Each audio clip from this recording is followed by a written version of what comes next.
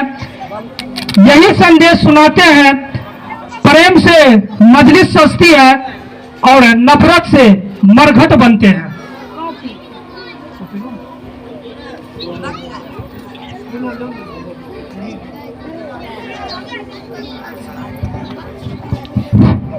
एक कुर्सी है बचा हुआ तो ला के दो सर। इस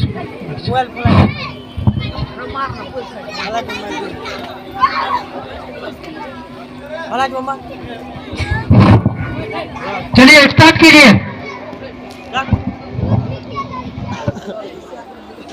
प्रणाम सभी श्रोताओं को मेरा प्रणाम। मैं मीरा, इस देश की बेटी। इस देश में बेटियों को कन्या कहा जाता है। उसे लक्ष्मी, सरस्वती, माँ दुर्गा के रूप में देखा जाता है और नवरात्रा के दिनों में तो साक्षात उसे घर घर में पूजा जाता है। फिर क्या हो गया कि आज वह अपने अस्तित्व की लड़ाई लड़ रही है। वह अपने जीवन की भीख मांग रही है। ध्यान से सुनेंगे बातों की शान है, उसी से घर में रोशनी है। बेटी तो घरों को जोड़ती है। तो आइए बेटियों के सम्मान में हम एक नाटक प्रस्तुत करने जा रहे हैं, जिसका शीर्षक है बेटी बचाओ बेटी पढ़ाओ। मीरा, ओ मीरा, तुमने मुन्ना को कहीं देखा क्या? पता नहीं सुबह सुबह कहाँ चला गया। अभी उसने कुछ खाया भी नहीं, दूध भी नहीं पिया और स्कूल जाने की तैयारी भी तो करनी है। नहीं माँ, मैंने तो मुन्ना को नहीं देखा। मैं तो सुबह से बर्तन ही धो रही हूँ। माँ, मुझे भी स्कूल जाना है। मुझे पढ़ना लिखना बहुत अच्छा लगता है। मेरा भी दाखिला स्कूल में करा दो ना माँ। ए छोरी, बड़ी है स्कूल जाने वाली, घर के काम काज अच्छे से सीख ले। आगे चलकर यही तेरे काम आने वाले। पढ़ लिख कर कौन सा तुझको कलेक्टर बनना है? जल्दी जल्दी बर्तन साफ कर। माँ जी, मीरा को भी स्कूल में दाखिला दिला दीजिए ना। उसे भी पढ़ना लिखना जरूरी है। तू चुप कर। पढ़ना लिखना ये तो केवल लड़कों का काम है। उन्हें आगे चलकर घर गृहस्थी की जिम्मेदारी जो संभालनी होती है।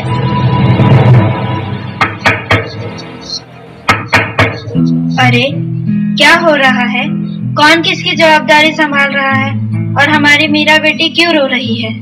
देखिए ना बख्तर दीदी, दादी मुझे स्कूल ही जाने नहीं देती। कहती है तुझे पढ़ लिख कर क्या करना है, आगे चल के चूल्हा चौका ही तो संभालना है। अरे यह तो बहुत गलत बात है माँ जी। क्या आपको नहीं लगता कि हम बेटियां भी पढ़ लिख कर आगे बढ़े? आज समाज बहुत आगे बढ़ गया है माँ जी। आप किस दुनिया की बात कर रही हैं? हम 21वीं सदी में जी रहे हैं। मैं आज ही टीचर दीदी से बात कर मीरा का दाखिला स्कूल में कराती हूँ। और हाँ, मैं तो यहाँ इसीलिए आई थी कि मुन्ना को पोलियो ड्रॉप दिया कि नहीं। जगह जगह इसके कैंप लगे हैं। अच्छा हुआ बहन जी आप आ गए। अब मुन्ना को पोलियो ड्रॉप भी दे देंगे और मैं इसे स्कूल भी पहुँचा दूंगी। अच्छा मीरा, अब तुम रोना नहीं, तुम जरूर स्कूल जाओगी और मेरी तरह बहुत अच्छी डॉक्टर बनोगी। ठीक है बेटा।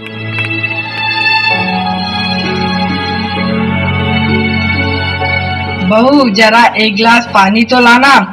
अभी नहीं बाबूजी। ये लीजिए बाबूजी। अरे ये देखो, अखबार में प्यारी बेटी के बारे में कितनी सुंदर कविता आई है। आओ मैं तुम्हें यह कविता पढ़कर सुनाता हूँ। कहती बेटी बाह पसार, मुझे चाहिए प्यार दुलार। बेटी की अनदेखी क्यों करता है निष्ठुर संसार।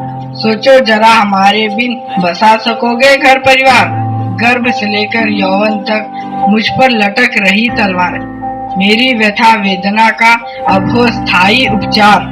जब माई जग में न होगी तो तुम जन्म किससे पाओगे। जब बहन न होगी घर आंगन में तो किससे रूठोगे, किसे मनाओगे।